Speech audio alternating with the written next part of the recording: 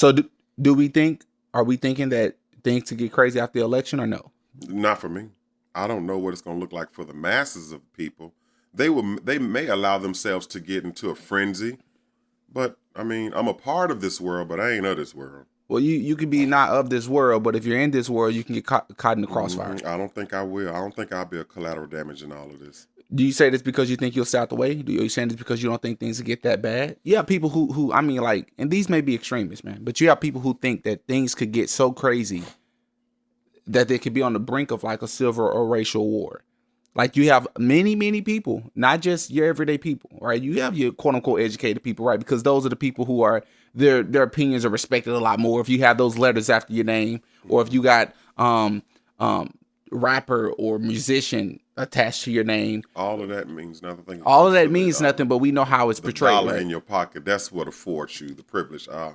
Ice Cube said this. Oh my goodness, I can't get the quote right. When he was interviewed by CNN, and he was like something to the effect of the dollar affords you better privilege. Right, because he was talking. Right, he was talking about it shouldn't matter.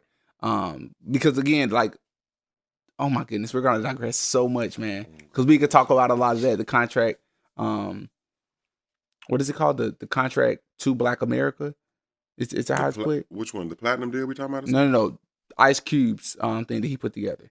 The contract to Black America. I don't know the title of what. Yeah, I think that's what it's called. To one of the presidential candidates' campaign, or one of the. It was presented to. It was actually presented to both. It was. It was presented to both.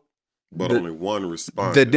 Both responded. The Democratic Party told him that they like what he have in mind, but come holler back at them after election. The other party told them, well, listen, we like what you're doing. We think we can implement some of your things into the platinum plan. Obviously, that was spun, and it was said that Ice Cube endorsed the platinum plan when that's not actually what he did. Right. But yeah, that's a whole nother question. So you don't think things will get that crazy? I don't think we'll get into nothing more crazy than what we've already seen, man. We've seen some pretty crazy things already. Interesting. I don't normally get caught up in hype, but I with this right here, I'll say I don't know. I honestly don't know, man. Because when I see a Trump flag, when I see Trump supporters, quote unquote, I understand other people see racist. Mm-hmm. First thing they come to the mind, like that's almost synonymous to the Confederate flag. And a lot of times they have them right there beside each other, right? Again, I don't automatically think I think a lot of them are racist. I think that's not necessarily what Trump stands for. I truly and honestly don't. I think do I think Trump has racist ways? Yes, I do. I think Trump's a businessman. I can't say it enough. I think he's a businessman.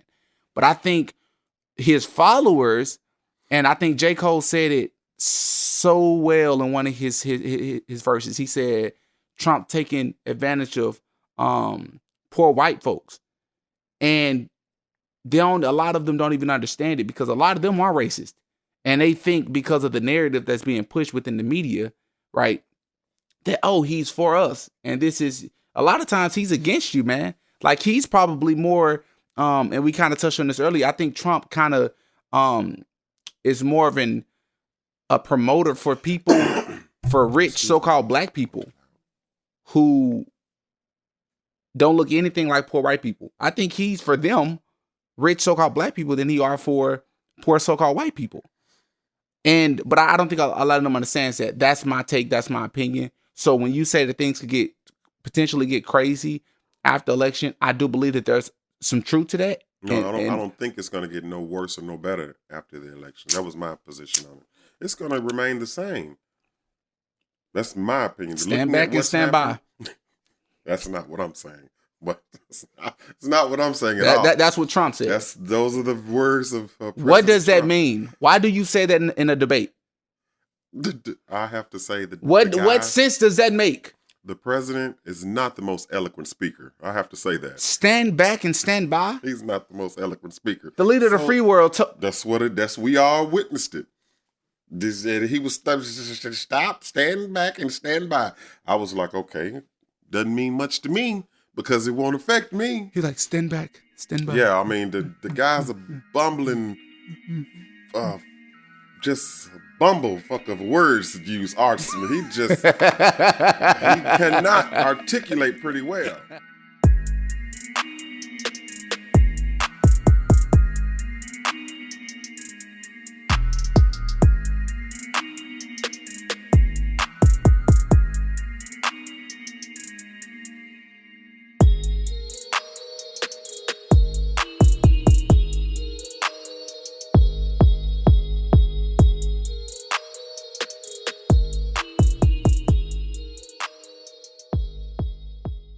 Everyone has secrets. The definition of a secret is something private that we don't want other people to know about. Well, I want to talk about everything on my podcast. Kind of like snitching, but not really snitching. Racism, bullying, incest, lack of culture, religion, sports, politics, interracial dating, sexism, gender inequality, etc. For many of those topics, people don't like to talk about and like to keep their opinions to themselves, like secrets. And if they do talk about it for some of those topics, especially racism and politics, people won't be completely honest about it because of what they believe the backlash will be. So therefore, they try to be politically correct. Ain't nobody got time for that. Ain't nobody got time for that. Ain't nobody got time for that.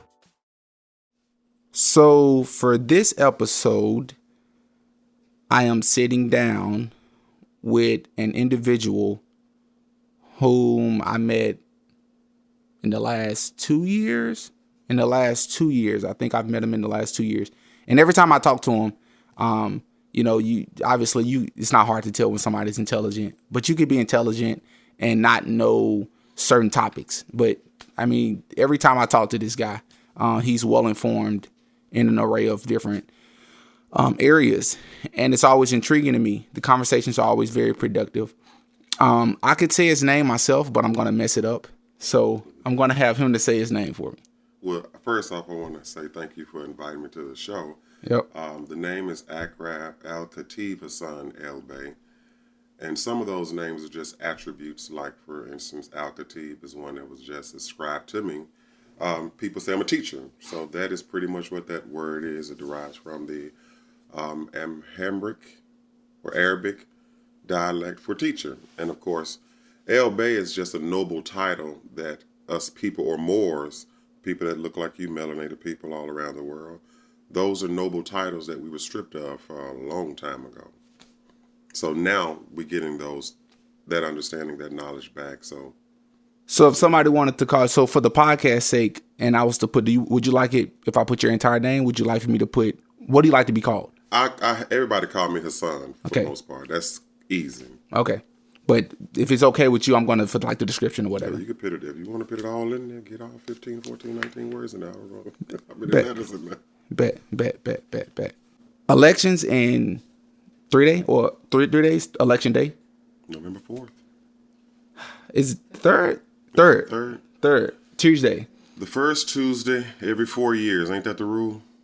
Yes. I think that's it. The Tuesday is the third, I think. I believe it's so. I believe I'm right. Okay. There it is. So elections in 3 days. Yes. Oh, wow. When you put it like that, it's right around the corner. Some interesting times. What are we thinking? The chips gonna fall where they may. People's candidate of choice. It will be determined by the electoral colleges. Do you think the electoral college should be read away? A lot of people think it's like we shouldn't even have it. I don't believe we should have the electoral colleges. Popular vote should win, should supersede. We shouldn't have super delegates in states that's carry more weight than anybody else, because we'll probably end up having what we've seen in the Bush Jr. election, and we'll probably see what happened down in Florida again, where the people think the popular vote is going to speak loudest, but that's not always the case. But for me, in my travels, I just look at this system for what it is, man. This thing it's been fixed. That's my opinion on the matter. And I would be foolish to think otherwise if I'm thinking my vote and my one popular count is going to make these things work out for us. Not that I don't vote or participate in the participatory process, but it's just like, it's not always what we want it to turn out to be. Now, you have people out there who say that no president has ever been elected. They've all been selected. You've heard this, right? Mm-hmm. I think I've said something like that myself. How did Donald Trump win? We have to look at the mental of the United States. We got a reality star as president. Why are any of us mad? This is what we did. When I say we, it don't matter what party line you on. We let this happen as citizens. So what are we really doing? Are we really, I hate to say it like this, are we really competent enough to play in these games with an election? What do you mean? Again, this is a good conversation off the rip. Hey man, let's get into We it. have decided to elect a person like a reality star, and I think he's a businessman. I think he's a bit, yeah. That's number one thing for So Trump. again, we have to say, like the question you brought, are these people automatically pre-selected for us? Right. But again, if we look at some of the history of this country, that was a Freudian slip. United States is not a country. It has not been a country for a very long time. There's records to prove that the United States is now functioning as a business. So, and then... Wait, can you not be both? You can't be a country and a business? Are you saying this? No, the United States forfeited that right a long time ago when they filed bankruptcy in 1933. These are all records you can find on libraryofcongress.gov. You can go to nationalarchives.gov, and these are public records. But when you pitch things out of sequence, 90 years from when it happened, you and I may not make the connect. If you love research, then you can probably see, oh my God, that was high treason committed. So yeah, your president now is the same thing as the head of an organization of a Sears Roebuck and Company and a Walmart Foundation. They're CEOs. So your president, he has the same title as a CEO of a Walmart or a Sears Roebuck and Company. So therefore, he's doing what he's supposed to be doing, which is being a businessman. Yes. Are you saying President Trump is exactly what the U.S. represents? Or are you saying, because I have so many thoughts going through my head right now. So when I look at Donald Trump, I see a businessman. I don't see a quote unquote president of the United States. I don't see a president. I don't think he carries himself as a president. I think he carries himself as a businessman.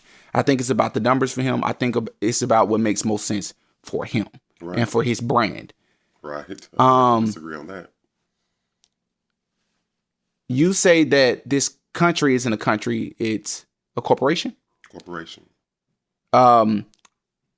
You have people who would say Donald Trump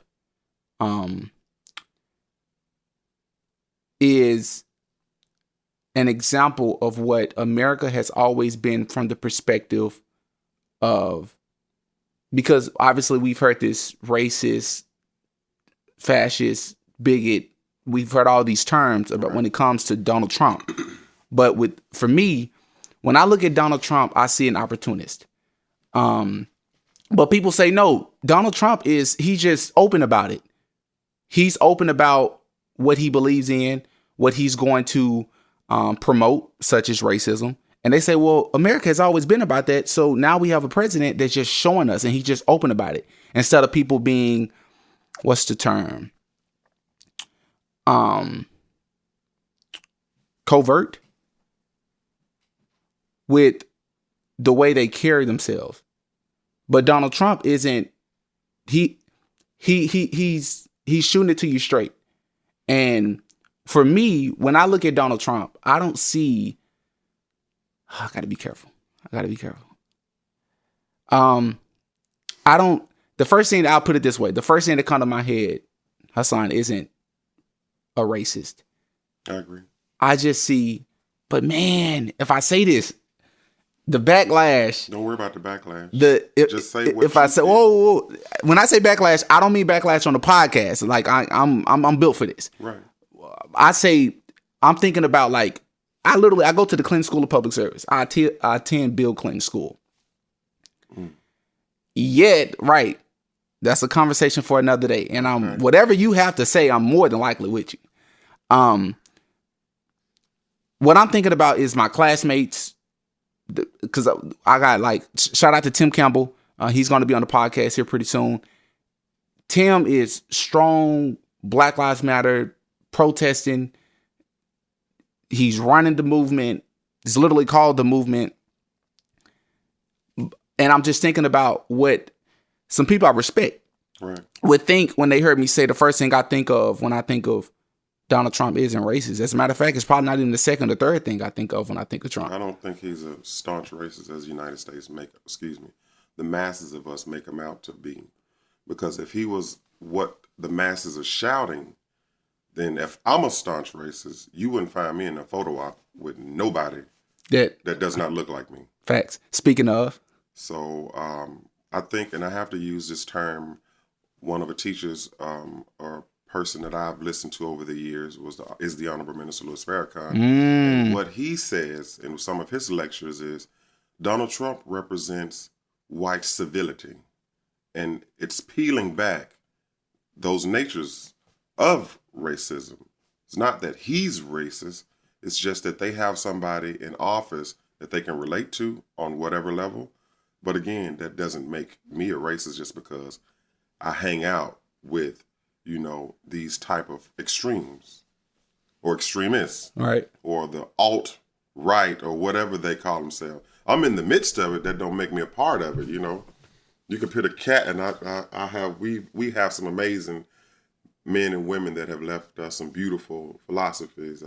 Again, Malcolm X said you can put a cat in the oven, but that don't make it a biscuit. Just because Trump, people may identify with him, that don't mean he identify with all of their ideologies. And even we can go on to this most recent debate that he had, whatever he said about... You call that a debate? The first one, I think it was a nice sideshow. It was very entertaining. I thought Donald Trump, they both were entertaining. I thought Donald Trump bullied Joe Biden in the first debate. I ain't gonna use the term bully. I think we sensitive of that word. Bully itself is just two grown men that brought a lot of shame to officers. Okay. Yeah. So again, this is the president. I understand that. You don't have to respect the man, but you must respect the office.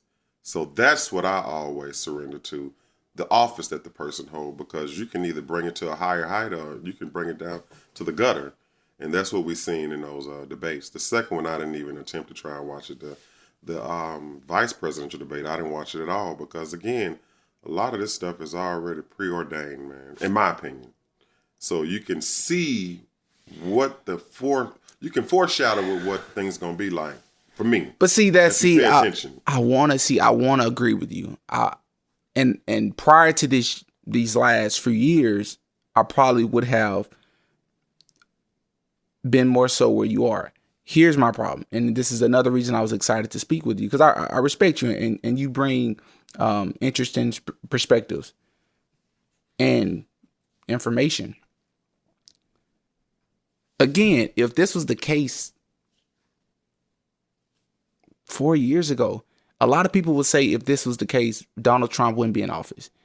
If we feel that way, then when I ask you, Hassan, who do you think is going to win the election? Because you believe things are preordained, don't mean that you know who's preordained to be picked or pre-selected to be picked. But going by the record and what's been happening the last few weeks, the last few months, if you're a student of this type of stuff, you should be able to put together who you believe more than likely will win. But that's not the case, right? Are you in a position to where you say such and such is probably going to win? Not such and such should win. I'll say it, and I don't really care because I've already made a post on this on my Facebook page, a prognostication of it. I wrote that Joe Biden will win. A lot of people will be happy to hear that. Then there will be some things that transpire, and then it may place the first black woman in office, and then other things may transpire. Okay, I think I put together what you mean. Is the nation really ready for that type of turmoil?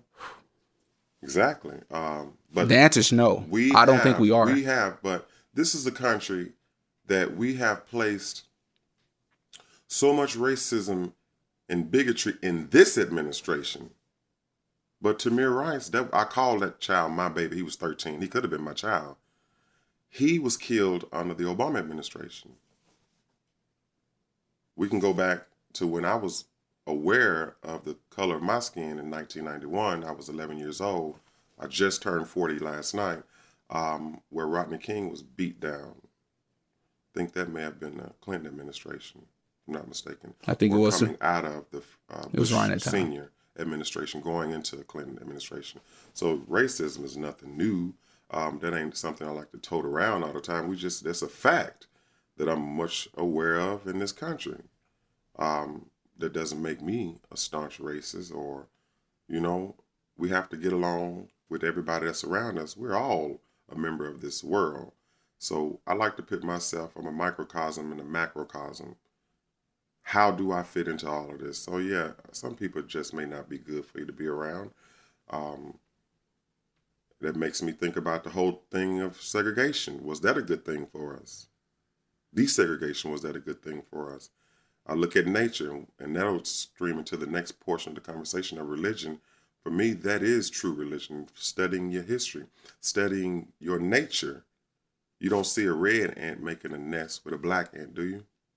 No. You don't see a blue jay making a nest with a cardinal. These are things that we're going against our very nature. So it doesn't make you racist. I think we're moving out of sync. So, those are just some things I look at. Well, hold on. You're going to touch on that and then just like dip back out of it? I Hold don't on. want to go out of sync because, again, I think we'll talk about what is religion. But okay. These are the things that I've seen in the United States. One administration ain't going to change this. I think everybody have to really make a conscious effort. Do we want to do better as human beings? Do we? And you don't think voting is the way to do that? Oh, my goodness. No, man. If that's what voting, that's the height of your participation in this. Hassan, I don't know, democracy. man. You got these people put these celebrities on pedestals, man. And if Lil Wayne goes up there and takes a picture with President Trump like he did yesterday, or posts it like he did yesterday, and everybody catch hell, I don't know, man. If LeBron James is wearing a shirt and says "Vote or Die," we are a fickle nation. If our athletes, if your entertainers, people say this all the time. If those are the people you follow, we are fickle. Where are the educators? I agree. Where's the philosophers that are around here? Where's the technicians? Where are the engineers that's offering things? Now you have people that have these letters behind their name and has matriculated all the way up to school. PhD, and MA, and MS, and all these other letters. Economics degrees, and we can't solve the debt crisis. You have these sociologists with these PhDs, but we still got homeless issues. What is that about? Now, a doctor is supposed to cure ailment, right? Right. That's what you get them letters behind your name. I'm not trying to shun anybody's education, because education is never a waste. But what is it? What are you really doing with it? Or is it just something to make us feel better in this system? You have Again, people. I'm not shunning nobody's education. I'm not, because education is beautiful. Just has to be used in its proper context, maybe. Yeah, if there is a problem, if there is a remedy for the cures that we face, they out there, but nobody's interested in, because it may not line our pockets. We may have a problem with the kind of foreign luxury vehicle we drive. It may change our zip codes. The cure is going to be very, very hard, man, for our problem in the world. But nobody's interested in facing those type of cures right now. But that's just my opinion on it. You have people who say that this could be the most important election of our lifetime. Mm-hmm. Do you agree with this? I don't believe it's the most important election, Ooh, I did not expect that answer, even from you. I wasn't even active in the voting process when the first Bush was in office, Bush Senior. I think he's passed now. I think when Clinton took over, again, that was around 94 or something like that. That was supposed to be a very critical point in time. Right. Even though Obama, when he was coming in office, that was a critical election. I don't think so. We hype these things up, but they just boil down to bread and circus, and that's a term that the Romans used to use to give the masses what they want. Feed them bread and give them this blood sport. So that's all we're seeing now, more bread and circus in the United States. I was not expecting that answer. Oh yeah, these elections mean nothing for me as a man of color in the United States of America. These are just processes that we go through every 4 years, and we repeat the same thing. Now, Tomorrow, you and I, we will still face the same adversary tomorrow. We will still face the same fear of driving in our car and the police get behind us. We will still be marginalized on jobs. We will still be underpaid. No matter who's in office. That's not going to change. Black man's, the white man, it won't make a difference. Mm-hmm. Great segue for me to say to you, when you hear people say, and I believe you and I may have had this conversation before, exercise your right as an American and vote.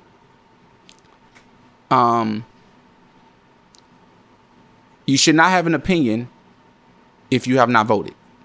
If you have not voted, shut up. You hear people say, it is your American duty. It is your job. It is your duty as an American to not only vote for who's running for office, the highest office in the country, but to vote locally, because locally is probably more important than who's at the very top. Right. Okay.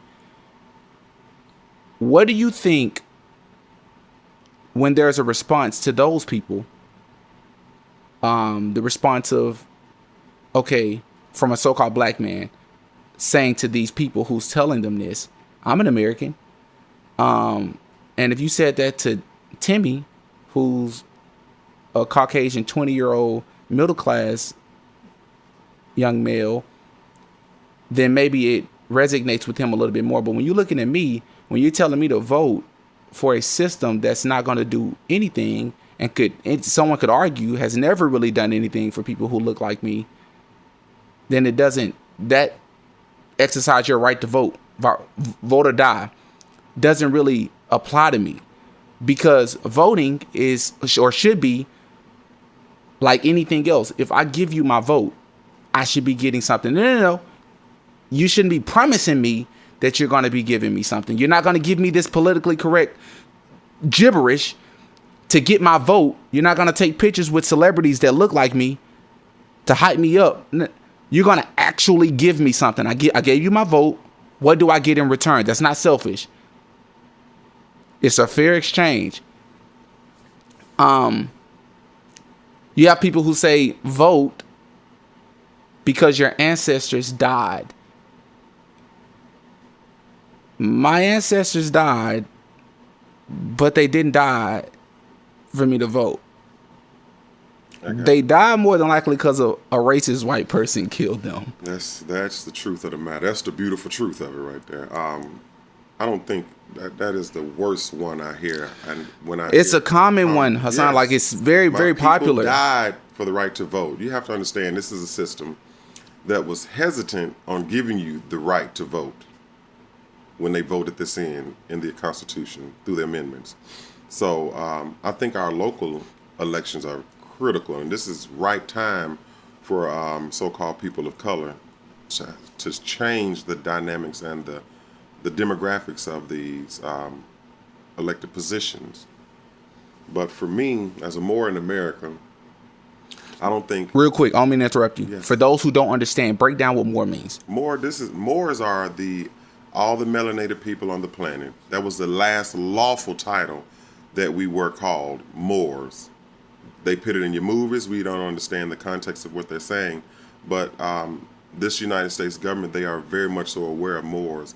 And they don't ever want us to be able to come into our power. And I don't understand why. That was the question that... You don't understand why? I don't understand why. Okay. They don't want us to ever come into our power. Okay. Even though we were the ones that helped install them when they was forming their 13 colonies. Obama has went on the record of saying this. I think past Secretary of State Clinton, she's went on the record of saying this behind the Moorish flag, where they said, and the Treaty of Peace and Friendship legitimized the 13 colonies in their quest when they was committing high treason against King George for the war of the American Revolutionary War of taxation without representation. That was the premise of their war, their cause. And the Moorish American government, the King of Morocco, legitimized that. And there's treaties in place that should have been honored, but they were long dishonored. So I think that would be something that so-called black, colored, African American, or Negroes, they would really want to research that to understand they can get their righteous, lawful position again. But since we dovetailed that, I'm going to go back to the election question and to say, again, the so-called white man in America, they were hesitant about affording us the privilege to vote. But since that time, I don't think people of color has really thought about what does it look like to withhold the vote. I don't think we that organized, unfortunately. What would that say if every person that looked like you and I just didn't vote? We ain't even got to worry about a platinum plan then, because they would really be coming at you with a plutonium or some other higher grade metallic plan. Right. Because they would really say these people are fed up. They're serious. But we are not there yet mentally, because we still think folks died for us to vote. We still think a country that has redlined you, marginalized you, raped, burnt, killed, pillaged you, really give a damn about you. And I hate to say it like that, but there's a maxim of law says the methods are many, but the principles are few. There's only 7 principles a person should be governing themselves by. We've maxed out marching. We've maxed out protesting. We've maxed out. Oh, you're going to hurt a lot of people's feelings, man. My mama just turned 74 this year. My mama marched and prayed and sang, "We shall overcome." I can't afford to have my children inheriting my failure as a nation of people. But this is what we satisfy. But what we don't know is we commit high treason when we do protesting. That's why you can get ran over in the street and nobody's sacrificed for it in law. That's why you can be killed and nobody's being held accountable for it. We commit high treason. Your Constitution says you shall not rise up against your government. But we're doing that. And we don't understand why you can't get justice. Because you have said, as a citizen, not as the proper status in law, you've placed yourself under your state. So the state, in the state's mind, is saying, how dare you turn against me when I've given you this? But we don't read the constitutions. This little book I've had since I was in elementary school, we've long stopped reading this. We got a greater responsibility, but we don't want that responsibility. And the government knows you don't want these responsibilities. So what the government do, they treat you as a minor under law. And a minor can't say nothing against his parent. It can say something. It can buck. Won't hold no weight. We're the only nation of people that, and now while we have these extremists, left or right, but they are so-called white people, some of them understand that, hell, we have been lumped in with these people of color. And now they're trying to fight back for their government. And people need to really be aware. I beg this question, has the Civil War really ended? Has the Civil War really ended? If people that look like you and I get out of the way, we would probably see people like that love Trump and represent what they think he represents. And you'll see people that look like Biden. And what Biden represents, you might see them clash again if you and I get out the way. So what are you getting at? Like, I'm not sure I follow. I don't know if I've ever heard that question asked. Has the Civil War really ended? They're trying to say a Civil War could be reemerging. You've heard that said? Yeah. Okay. So the Antifa, these are the ones that's against the alt-right, right? Okay. So allegedly, we don't know these things. I mean, I'm still looking at it and just smiling at myself on the inside.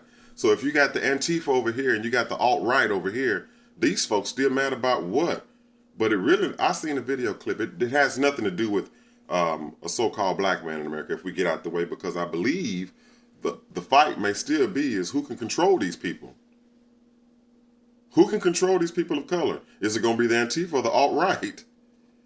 And the South, of course, if we research if we look at the history, you know, some of the question in these high halls of academia is, what were the causes of the Civil War? Was it the North was losing wealth due to free labor that the South had? Which, of course, there was an issue with the 3/5 Missouri Compromise in 1830, something like that. I don't know the exact year, where the South was trying to, again, get these mass electoral college votes. But, you know, you had to understand the South had millions of slaves. And how were these supposed to be counted? But the issue is you can't count your property as human beings because we weren't considered human beings at that particular time. So it took 3 people that look like you and I to equal 1 European slave master.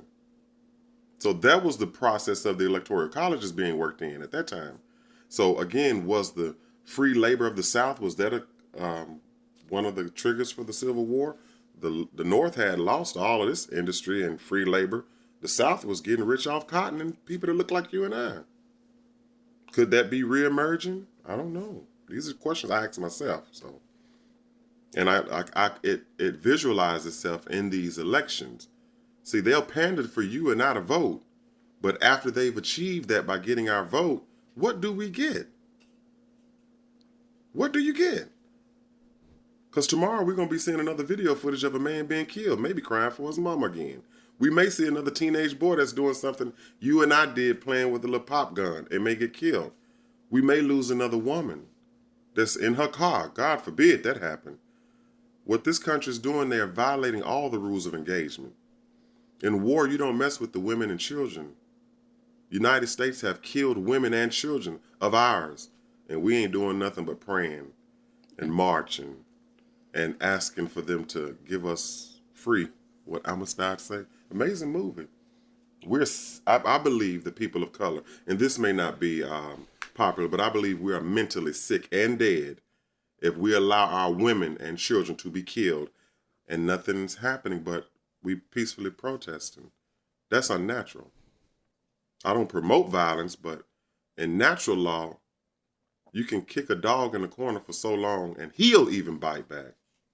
We're not there. We're not doing that, but will we ever get there? You think we'll ever get there, man? After all this time, this shouldn't even be a question to be had. All right. In this civilized country, the best country of the free worlds. There was an article where China had wanted to sanction United States government for crimes against humanity. The argument was United States was pointing the finger at China, and China had the nerve to say, you have no room to say anybody's doing anything foul when you are killing a nation of people without mercy. That's us. The world is looking at us because the world, by all standards, is saying, you deserve that. If you are not prepared to defend your life, you deserve what you get. That's my thought. How can you argue? You can't argue with that.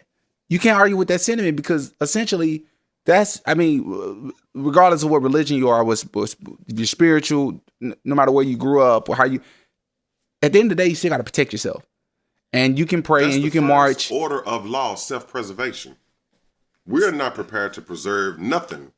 Our women, our children, our wealth. What wealth? That's another question. And that's probably why you'll never have it, because we haven't even been taught the science of business. Now we're just understanding what bankruptcy means. The bankruptcy laws have changed. People hear bankruptcy are now understanding, and this, I don't promote anything that you do underhanded, because I know in my heart of heart, and I know naturally I'm a decent person. I give that to every human being that walk the planet until you show me otherwise. But from a business standpoint, people of color are now understanding, bankruptcy serves a purpose. That's why you have a president who has numerous times filed bankruptcy, and he's our president, as well as a reality star. Do you think, and now the issue of his taxes, we're going all over the place with this, but I'm cool with it. I'm definitely cool with it. You got 3 questions in my head pending. You have a man that's holding the highest office in the land who's a habitual bankruptcy filer.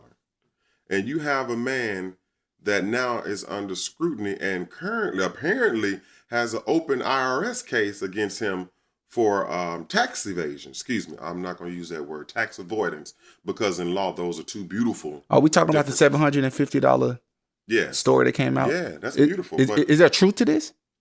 Well, if you look at the records that's been exposed, now he, on his own word, said that, yes, there's an open IRS case, but this is, I would look at it like this. If the United States, which is a very intelligent company, and they pride themselves off of secret intelligence and national defense. You mean to tell me this country does not know what type of person that they are allowing to hold the highest office? They know these things. But on the first election when I'm talking about our sitting President Trump, he went on the record of saying when he was under scrutiny for his taxes, he said, and I think this glazed over a lot of people, I only used the laws that were there. At that time when it was already revealed that he was almost $1 billion in a net loss. So you mean to tell me we have a person in office that we know for a fact that he's claiming almost $1 billion loss. But he so beautifully put it, I'm only using the laws that were there. We don't study these laws. These so-called white men, they have been studying these laws since this country was incepted. They wrote them. So they know every back door to walk through. We don't. We just learning that. And now people like celebrities, these men now have working towards wealth, and they can say, I like what the current president is saying now. Like 50 Cent. I like what the current president is saying now, because now these men have something worth protecting. Right. And their children are deserving of what their fathers worked for. Like, would you call that capitalist? Some of them are being like... Yeah, we have a capitalist president, and he's going up against globalist powers. Right. Mm-hmm. So a person like Biden that's the antithesis of a capitalist, he's not the best person to be riding with. I think we can all agree with that. I think regardless of what side you're on, if you're on the side or not, I'm on the side of trying to build a wealth for my child and getting an understanding, let me say that, learning the private side of a trust and private side of an estate and understanding what those things and the power that they hold, those are great tools for wealth building. So yeah, if there's some tax havens that's come along with a trust and an estate, I don't want no man that's telling me from the gate, I'm finna tax the hell out of that, and I will tax you back into the poorhouse. That's what a lot of us, we may get lost from, again, the circus where we see, and this man is telling you the truth, I'm finna to tax you. And we get lost because we think this man that's here now is bad for business. I think the man we have now is perfect for business. You say people should live by 7 principles? Well, 7 universal principles of truth. I read a book called The Kabbalion, or The Three Ruffians it's called, but it gives the beautiful, simplistic, unseen science of law. Principle of mentalism, rhythm, correspondence, polarity, gender. There's another 2 I'm missing. Cause and effect, and there's one more. But when you read the book, The Kabbalion, now these are principles that mighty men, they know. And they are absolutely scared of violating these principles. Some people call them karma. Karma is the law of correspondence working. It would be, and they put it, when I say they, I'm talking about Europeans. When I say Europeans, I'm talking about so-called white people in America. Not that I have anything against these people, but those are the ones that have these systems of supremacy well founded in this country. So these are the things that people that look like you and I, we're trying to overcome, or absolutely, in my opinion, they need to be dismantled and built aright. The book of Amos 7:7, when it said Jesus held a plumb line to see if it was stood correct, we need to make certain the foundation of things are built fair and equitable. But that was not the case. Even though some of the amendments said we're going to make certain that we can afford room for economic equality. 14th and 15th Amendment, that's what they said, but that's not what they just did or justly did. There's records out there that show that the Vietnam War, the money that was spent to fund the Vietnam War that was supposed to go to so-called people of color to give them equal footing economically. But Lyndon Baines Johnson and his administration probably thought it was better that these people never have an equal footing to challenge us or to meet us halfway on an economic standpoint, because we would probably have Black Wall Streets all over. You would probably have cities like Rosewood all over. You would probably have cities and men in Eudora, Arkansas that was killed. If you heard of Elaine Massacre, Yes. Not Eudora, Elaine, Arkansas. Yep. I believe that was 1919, where you would never want these type of men to challenge the status quo. So yeah, as we're going to give them billions of dollars so they can see us, we would never spend money with those people again. And I say those people I don't mean for it to sound so harsh, but if I can go buy my clothes from you and I can go buy my meat from somebody else that looked like us, I would not need to cross the track for anything else, unless I was going to conduct business. That's what segregation did. It killed all of the businesses that you and I had, or our forefathers had. And I believe that was well designed. That was a beautiful thing. Let's give these people segregation so they can spend their money with us. Booker T. Washington said this: at the bottom of education, at the bottom of politics, at the bottom of religion, you must have economic freedom. We don't have no control of our dollar. But the vote make us feel better. You can argue with that all you want. And again, I would say how a person treat the truth is how you should treat them. If you buck against the truth, you're not fit. So to go back to the 7 universal principles again, that was the question at hand. In the Kabbalion, they give those beautiful examples of that high science that we all should learn and should understand. But the book also says this: you have to every now and then knock off the wick of the candle so new information can come through. Have you ever seen a candle burn, and you light it over time, there's a big old black piece of soot that sits at the end of that candle and it won't burn right. You may have to flick it off. This education that we're learning now, a lot of the children behind you and now, they're not listening to this education because a beautiful mind is challenging these inconsistencies with what they may be taught at home or what they see.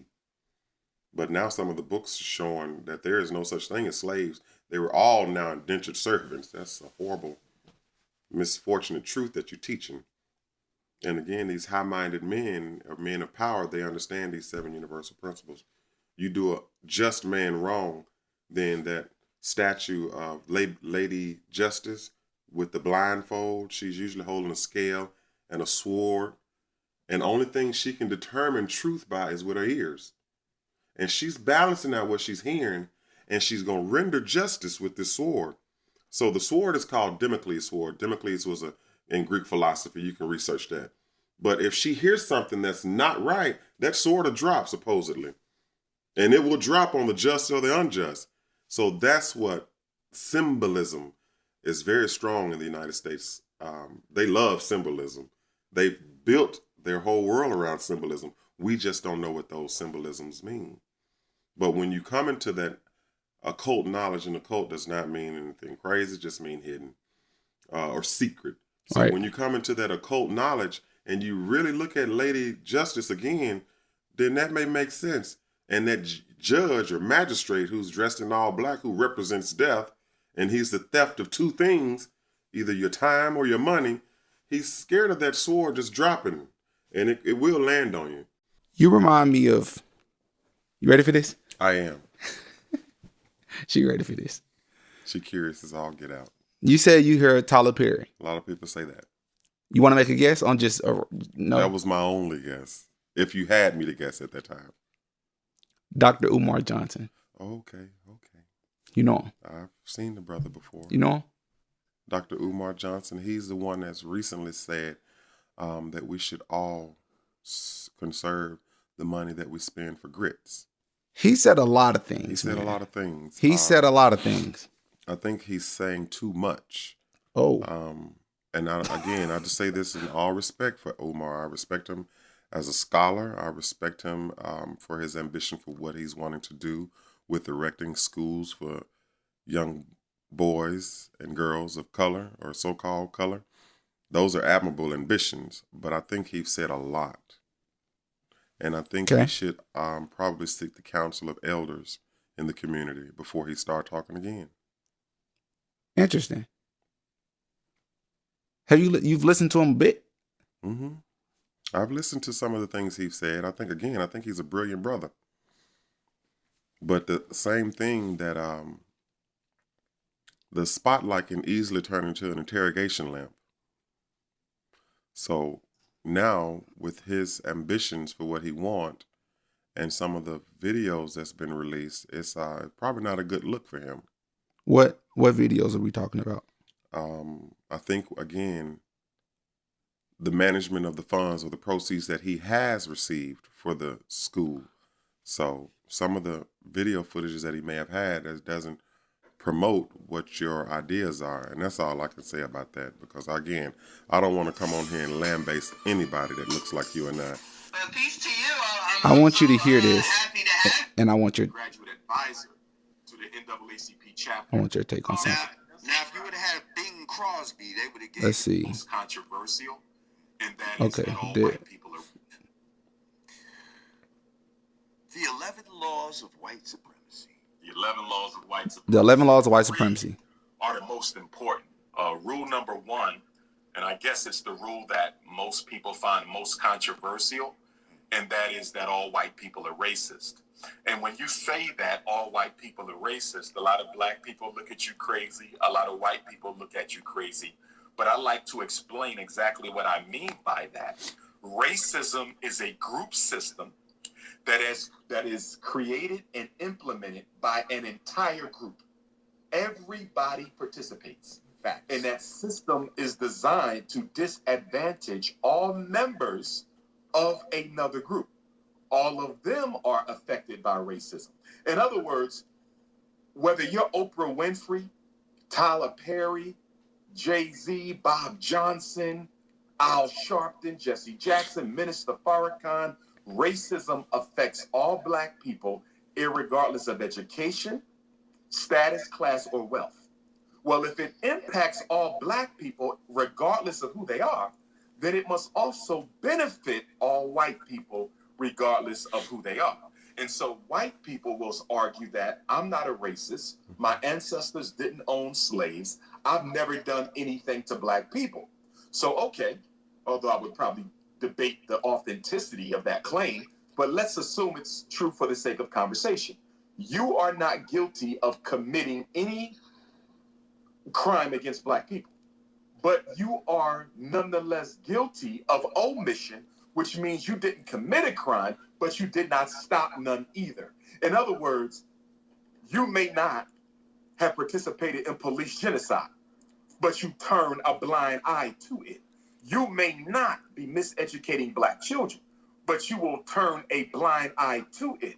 And furthermore, by virtue of police genocide, by virtue of miseducation, by virtue of mass incarceration, by virtue of gentrification, you receive privileges as a white person that are directly attributable to the disadvantages that are imposed upon blacks. So all white folk benefit from the oppression of black people.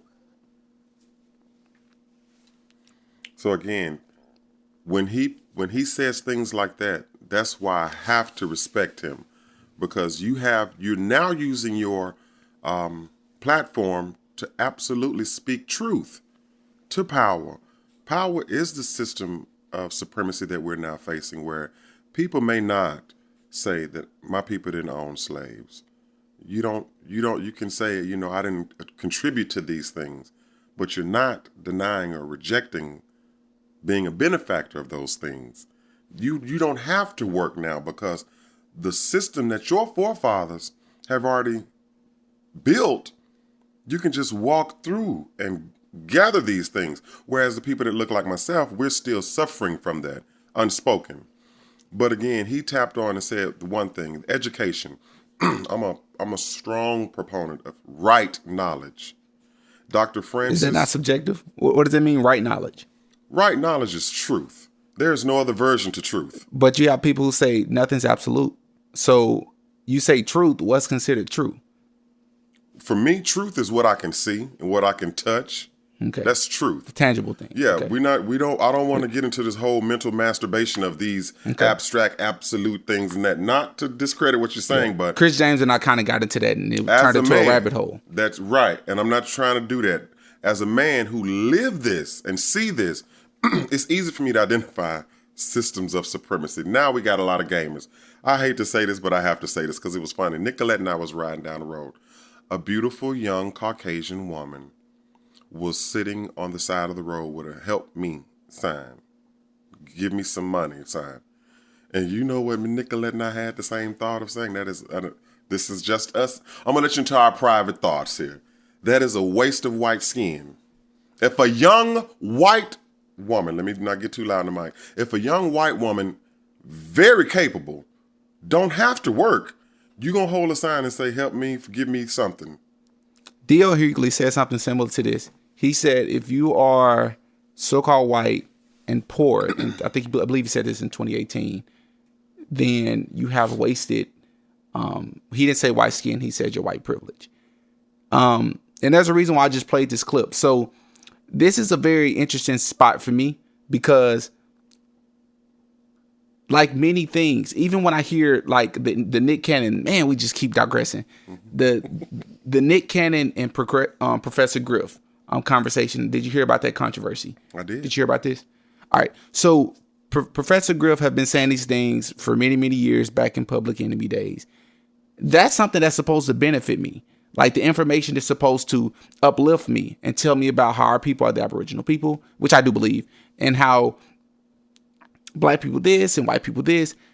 But even information like that, before I hear something, or before I choose to accept something that I hear, I like to get the information before I accept it, even if it's something that's supposed to uplift me. You should research it. Research is so, and I've talked about this many episodes about how research, especially in our community, is so undervalued. It's not done enough. It's underused. And so when I hear something like all white people are racist, it's such a hot take because when I hear it, I want to think, what does racist mean then? Because we have to think about what does racist mean. We have to identify that. Because I have a lot of close friends and people I see as family and people who are good to me who just happen to be so-called white. I would never consider them right now. I can have a friend, and if I feel like they have racist ways, which I've done this several times, I'll let them know that I feel like you have racist ways. We can still be friends and cordial, but I recognize how you act in certain environments. I recognize how you change when we talk about this. I recognize how you didn't speak up when this happened. Oh, no, I'm that. But I also have friends who I know will speak up. Now, if it's genuine or not, you debate that. I don't know. But I know if I see something, or if I've never seen something that gives me reason to believe that you have racist roots, then I won't jump to that conclusion because I think what can happen, and you can feel free to correct me here. I think when you do something like that, it's extremely dangerous because it kind of flips. Because when you look at the oppression of so-called black people for so many years, and you want to look at the origin of why this has been and why people hate us so much when we ain't never did nothing to nobody, a lot of people want to flip it and say, oh, it's not because we're this. It's really because you're this. And that's what Professor Griff and Nick Cannon kind of got into, and D.L. Hughley has gotten into, calling so-called white people savages and things like they are the true savages. And I think when we get into things like that, it can become extremely dangerous because I don't think the answer to figuring out why oppression is or why it's been happening for so long, I don't think the answer to that is flipping it and saying that we should oppress somebody else. Oh, no, never that. That's not, I don't think that's our aim as a people to go and reverse this and to now become the oppressor, the thing that we very much so despise and detest. Okay. Professor Griff, and again, I consider him an elder in this knowledge with the truth, as you said, that he consider us the Aboriginal. I think Professor Griff, that man has been sojourning for a very long time for this cause. And I have a lot of respect for him because he respects us as Moors and understand and know who we are as Moors. I hear a but coming. No, it's no but. Okay. Nick Cannon, I think that is a young brother right there that's also trying to sojourn on the quest for truth. I hate that he backtracked what he said. But again, when a man backtracked what he said, that shows me that he's not certain of the truth that he's come upon. So when you do know for your heart of heart and you've researched these things out thoroughly from end to beginning, then there's no need for me to backtrack my words. I'm absolute on my words, if that's the word we use. Okay. And I don't even want to talk on D.L. Hughley. I love and respect him and his platform. For a person She stated, he said, I didn't hear this myself. If he's considering white people savages, well, he's definitely sound like he's promoting one for office, which is probably the worst, if we want to use the term savage, to hold the highest office in the land. But again, these are just things that we see as a people. I have to go back to the systems of supremacy and racism. The late Dr. Frances Crushing Welsh, she said these are all institutions that we are facing racism in: law, economics, entertainment. You got people that believe that those things don't exist. Yeah, though it's everywhere, because we're now, the generation now does not see this because of the commingling of the races now, where we sit next door, we live next door to them, so it's hard to see that. But it's one beautiful example is redlining, that people think has gone away, and redlining is the institution of racism, of marginalizing a person of color, you and myself, in real estate purchase. You know, we may not think, because some of us are in these affluent neighborhoods, just the fact that some of us are trying to get approved for a loan. Now, I've never been homeless since I left my mother's and my father's home, but it's very difficult for me to prove to somebody on paper that I can afford to stay in this house. That's crazy. I don't think that opportunity is given to people that look like you and I when it comes to something so simple as getting approved for a loan for a home. Everybody should have shelter. That's a real bad one that's existing today. I agree. That's an article that a young lady in Chicago, a nice affluent neighborhood, she had 2 different appraisals for her property. A blind appraiser showed the house was at upwards of $300,000. Once they figured out who she was, her property value was $180,000, just off of seeing who she was. Same home, same community, 2 different people's analyzing her property. That still exists today. Now, of course, we knew these things was happening in the Eisenhower administration, because they were blatantly giving out homes to, Europeans, and a few that got through with GI bills that was men of color that served in the war. It was a struggle for them to penetrate these neighborhoods that they wanted to provide a better home for their children and wife. Now, it's not so prevalent as it was during the Eisenhower administration, but yeah, redlining is very, very real still. Oh yeah, that's just one system of supremacy. And I agree with that. 100%. I think that's one of the highest ones, as you were saying. That's one of the most prominent ones that a lot of people we glaze over. And again, I don't call it racism, because now this thing is so ingrained, it's so systemic and systematic in the United States. Right. It's not racism. We are fighting a system of supremacy that must be dismantled. That's what must be dismantled, not racism. I'm not worried about racist cops. I know how to handle them. Right. Because when I see them coming, again, I used to carry a firearm with me, or a weapon, or as what the Constitution say, an arm. But understanding the 7 universal principles of truth, I no longer carry my firearm with me, because I do now understand the power of the law of polarity. The law of polarity is this: just as much as you love something, you can turn right around and hate it. This is the polar opposite. Okay. Extreme, you have extreme heat, extreme cold. This is the science that we need to understand as people of color, that we've been kept out of. You need to understand how to manifest these powers. And at being, as you said, Professor Griff said, we're the Aboriginal, or the first ones to touch this terraplane or land. There's an automatic power that we hold. The book says this. When I say the book, I'm talking about the Bible here. The book says, at your left hand, 10,000 shall fall, and at your right hand, another 10,000. We don't have to fight this war with no weapons if we really don't want to. This may sound crazy to some, but high-minded men and women that study high science, and those are your adversaries included, they don't ever want you to fight that war that's not carnal, because the weapons of mass destruction, they can obliterate us with that, but they don't want you to tap into your unspoken power. That would unseat them automatically. That would dismantle this system automatically of supremacy. So yeah, the universal law of polarity, that's something, again, that we should really read, those 7 universal principles of truth. And I have to admit, I don't share this information with a lot of people because of the power of it. A lot of people get mixed up with the 48 Laws of Power. That's a beautiful book if you want to go somewhere else with it. Some people say that's considered a little darker wisdom.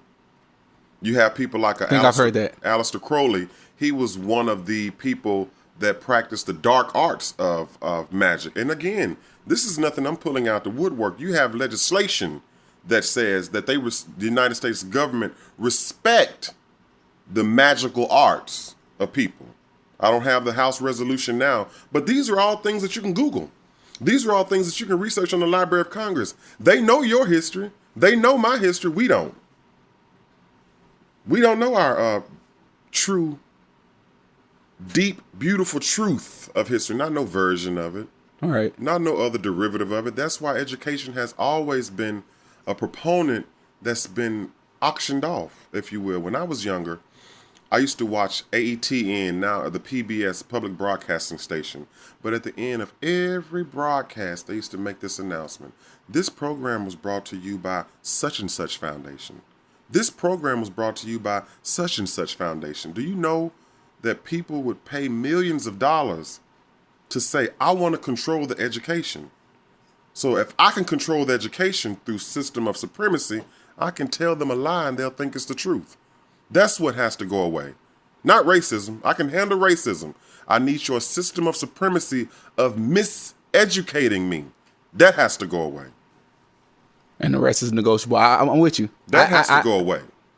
And this is my motto as a so-called black man in America. White man, so-called white man, just move out of my way and I can chart my own course to righteousness. But there's been a gamble, man, a huge bet. The odds have just been stacked so. And when I say a system of supremacy, when things are done to our detriment, they're not just done on an increment of years. They do something with the intent for it to last a century, 100 years. So if I mess up the education now, I'm already assured that the next 100 years, they won't find their way out of this. Again, if things are put out of sequence, truth, things, if the truth is put for you to decipher out of sequence, you'll never find the truth because you don't even know what to look for. We don't know that the money. That's so damn. We don't know that goodness, money man. for the Vietnam War was supposed to go to your grandfather. Which I've heard this before, by the way. You don't know that. But that's why now information through their website are now declassified. And even if you go, some of the information may be redacted. So you don't even know what you're looking at. All right. You have to get a triangulation of sources. You know, the newspapers used to be beautiful. The media used to be beautiful. But now the media has been compromised where, you know, Trump say fake news, fake news, fake news, fake news. You have to give them some credence to that. Fake news. All right. So this is going to be a great segue from you talk about polarity and how you don't carry your firearm. And you talk about Trump. So I'm going to use all of that to try to segue into something I'd like to ask you about, something we originally started the episode off. But before I do, I just want to say, because I don't think I ever said it, I don't 100% condone what the audio that I played from Dr. Umar Johnson. I don't know that to be true. As of this moment, I do not believe that all so-called white people are racist. I just want to put that out there because I did play the audio and I don't want that to be taken as if I'm saying that. Right, no, I'm playing an audio from a scholar, from a doctor who said this very controversial statement. And I wanted it to be a debate with a very intelligent brother, and I wanted his take on it. So I want to put that out there. I do not agree with the audio. So again, they said this may be the most important election of our lifetime. You do not believe this to be so. I did not expect you to say that, to be honest. Do you think if any other time in our life, do you think this may be the most important time following an election, regardless of who is quote unquote elected? This may be the most important time to have a firearm. Because I'm 26. Mm-hmm. I've never in my life been asked by so many other loved ones if I had a firearm. I've been called by friends, text by people. Had somebody video called me the other day. He's like, yeah, Diddy, friend live in Jonesboro. We just catching up. He's like, yeah, my boy. So you election, bro, next week. And I said, yeah, I know, man. Like, again, I go to the Clinton school, bro. They won't shut up about it. Like, Biden Harris this, Biden Harris that, Biden Harris, Biden Harris. And he's like, yeah, so did you ever get that? And I was like, we talked months ago. And I'm like, a gun? And he was like, yeah, did you ever get one? I said, bro, I still ain't got the gun. He said, Didi, I'm going to need you to get you one, bro. That's a beautiful right to be able to defend yourself. I have, for my home protection, of course, but as I just meander out in the streets and I'm on my travels in the world, I feel like I don't need one.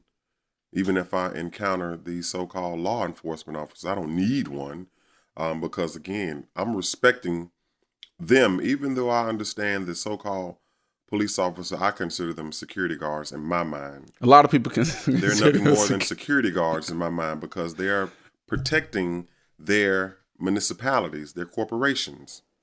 So, and when I was younger, my grandfather and I used to watch Westerns. And when there was an issue, I think I may have shared this with you before, but for the listeners, we need to think simplistic again. In Pulaski County, the only law that should be recognized is a sheriff. And outside of a sheriff is a U.S. Marshal for the United States federal government. But in Pulaski County, you have a Little Rock, you have a North Little Rock, you have a Kamak Village, you have a Jacksonville, you have a Sherwood, those are 5 different security guards in Pulaski County alone. So they're only protecting the interests for the business of Little Rock, North Little Rock, Jacksonville, Kamak Village, Sherwood, and they won't cross them lines now. And I love this time now because of the current president. Those entities used to commingle to make certain that their system of supremacy is working. If you got in trouble in Little Rock and you was caught in Jacksonville was going to make certain that they got you with Little Rock. But now the beautiful system's being dismantled and we don't even see this. If you get caught over here and you got trouble over there, well, they're not going to make it their business to inconvenience their business to help that business. I think we really should take advantage of the chaos. I'm going to say that. But we are so ready to throw ourselves back into supremacy because of a sick mind. When you're dealing with a mentally distraught or mental trauma person, you can do whatever to them. And Dr. Joy DeGruy, I talk, and please put me back in if I'm getting off reins. Dr. Joy DeGruy, she have a beautiful lecture of post-traumatic slave disorder. That's what people like you and I, we suffer from.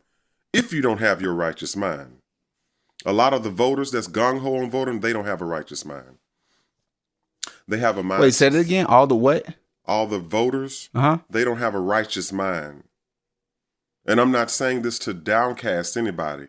If you're ready to throw on which white boy to govern over you, you still shot out. I'm going to be devil's advocate here. So what do you say, Hassan, to somebody who says, no.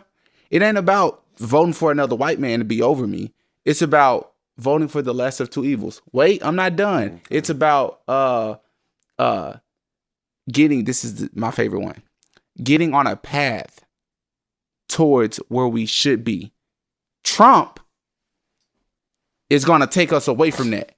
Biden, yes, we all can agree that Biden is not the best choice for several reasons. But at least if we vote for Biden, we'll be closer in the direction or pointed or headed in the direction that we want to be. It's not that we want him and we expect him to do what we need to get done. We don't expect his plan to work. We don't expect the platinum plan to work. But if you vote for Biden, it puts us on the path to where I've been hearing that for years. I'm only 26. I've been hearing that for years. This is what I say.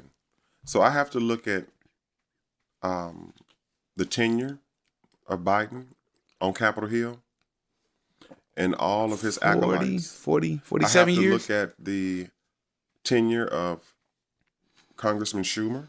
I have to look at the tenure of Congresswoman Pelosi. And I have to look at the tenure of even Auntie Maxine that's been on Capitol Hill. And you all have made a career and you've also been complicit in this system. that has been to my detriment. And then I have to look at the new boy on the hill that's been there 4 years, and he's the adversary. Oh my goodness, you preaching to me, man. I'm just saying, are we really thinking here? Now, here's people that's been there almost, and they proudly Decades. say this. We have a collective total of almost 250 years of experience. Well, if I go do the math on that, if your collective experience, that'll throw me right back at a time that was very horrible for me. Collectively, that's what they said. But I understand 40 years for this person, 40 years for that person. But y'all gonna demonize the boy that's been there for 4 years? Let's look at, again, if I'm just using my little mind, Yep. I cannot say Easy that math. he's the problem when I can say that you have been there. And I have to say this for Biden, and an apology won't do. Your I was gonna co-signing say, yeah. of the crime bill of 1994. Very convenient. Very convenient time. And he sits down in this chair and he an stutters apology his... does not do it for me. It's An politics, apology man. doesn't do And we all know it. If you don't see that that's politics, that he sits down now, after all these years, after what he did in the 90s, and he explained it. He called himself... Did you watch the entire thing? He called himself explaining... Are we talking about the first debate or the second debate? Neither debate. Okay. We're talking about Biden. Just talking in general about the he had an crime interview. bill. He sat down and he apologized because he know this is something that's been talked about. And he sat down and he explained how the bill was actually, and I don't want to misquote him. He said something along the lines of the bill was actually it was meant for everybody. The bill was meant to subjugate all men. It wasn't just like for men of color. He said what ended up happening was he just got into the politics of it all. He said how it ended up being, in the grand scheme of things, it ended up being more so-called black men that were locked up. But there were several other people who were, who fell, quote unquote, victim to this bill. I would say The that's a narrative lie. that was pushed was that it That's was a lie. okay. And I'm going to say this. I hate to cut you off on this. No, but you good. Again, when we're talking about a system of supremacy that we are, there are there are judges or magistrates that have went on the record of saying that we were giving edicts, we were giving directives to make certain that men of color were disproportionately incarcerated than any other race. Which, by the way, it wasn't just a bill that was. A lot of people had to sign off on this bill, and they've seen a lot we're of not so-called. talking about the bill now. We're talking about directives coming from on high to those other men and women that support the system. So you got the bill passing and you got information funneling down in the judicial system where these judges were told, you all need to make certain that, and to covertly put it, you need to capture this many people to be incarcerated. Because now you understand we're a military industrial complex now. So in order to get the proceeds, it's all about the money. In order to get the money that you can get, you need to capture as many people and throw them in jail. So if I'm sitting on the bench as a judge, you look easy to throw away to me. Easy. Yeah, you look expendable. All right. As a black man, I don't even care what your lawyers say or what the defense is. And even there's some beautiful evidence that can exonerate you or get you off completely. I don't give a damn.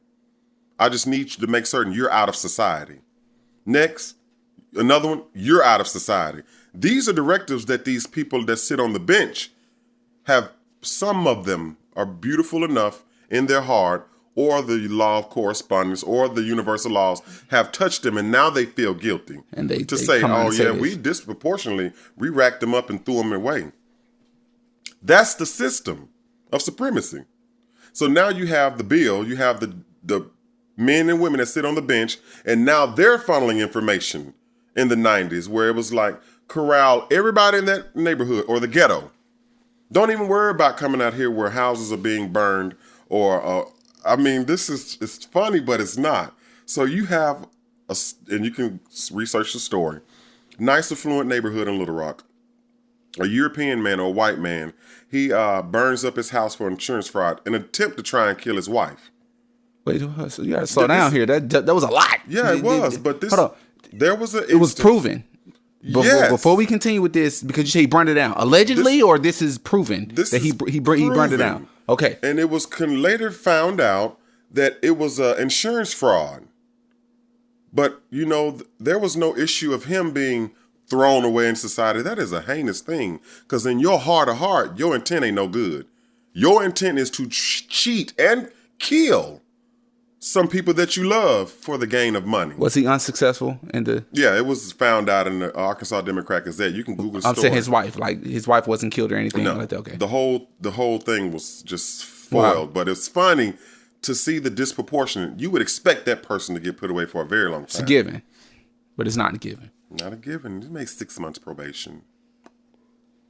That's the response. You commit the same offense, 100 years, man, just because that is so horrible. Get him out of society. These are directives that come from that crime bill. For me, that's unforgivable because you sanction the imprisonment of a people. You didn't care how it was done. I'm going to give you the money if you meet these standards. Here's the information coming here. The judges and the prosecutor's attorney funnel that information down to police chiefs. Police chiefs say, let's just dragnet the whole community and put them in these places. This is provable stuff. I don't pull this information out of thin air. And we would say that Joe Biden is on the path of righteousness for us. That's insane. I'll vote. Why do you think Barack Obama endorses him? Because they were running mates? Barack Obama is a brilliant constitutionalist student.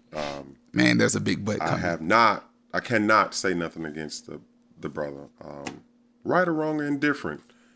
I respect him for the fact that he does not acknowledge to be black because I think he understands what that label means in law. That's why there's a difference between black and white because it's a legal status. And as a constitutionalist, I don't want to be marginalized or placed into this less than category. He's went on the Tom Joyner show, and I'll never forget the day I heard him say this. It was very interesting when he was newly elected, and he had his interview with Tom Joyner Morning Show, and Tom Joyner said, "How does it feel to be the first black president?" Barack Obama's response was, "Tom, I'm not black. I don't consider myself black. Black has no standing at law." There was a very awkward silence on radio. That's a no-no. And then he glazed right over Tom Joyner. Okay, well, let's talk about something else. But that was, I think, to release, and you can Google this information, Tom Joyner has not re-released that recording, but it was said, and I was on my way to work that time. Wait, what? So I can't find this? You can Google it. Can the listeners find this? I think that one's been archived intentionally. But those that heard it, they heard it, and there's quotes of what was said, but you'll never be. I don't think you'll ever find the see audio transcript. The audio may not, and you could. And he's since retired. Tom Joyner, of course, he's getting older, has gotten older, but I don't think that audio will resurface in our generation. But I heard that with my ears. This is the first time I heard this. Oh yeah, that was very important. And again, I think to reduce karmic debt, or to reduce those repercussions or the swing of the pendulum, you have to give the people the truth and let them decide what they want to do with truth. So are we thinking that things could get crazy after the election or no? Not for me. I don't know what it's going to look like for the masses of people.